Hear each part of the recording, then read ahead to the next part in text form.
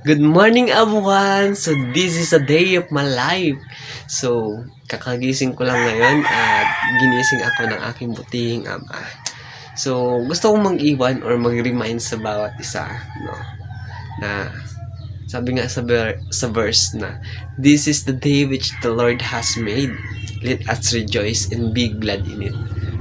At yan ay sinasabi sa Psalms 118 verse 24. Kaya naman sa atin, hindi natin alam kung kailan tayo magigising, no? Kaya sa atin, magalak tayo at laging magpasalamat sa Panginoon kasi nga kinalooban niya ito na magising tayo, no? Kaya this is the day which the Lord has made.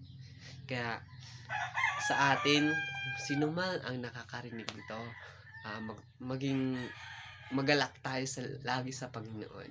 At yan, kung saan man kayo mapunta, mag-iingat po tayo lagi. At good morning, everyone. So muli, maraming salamat at have a good day.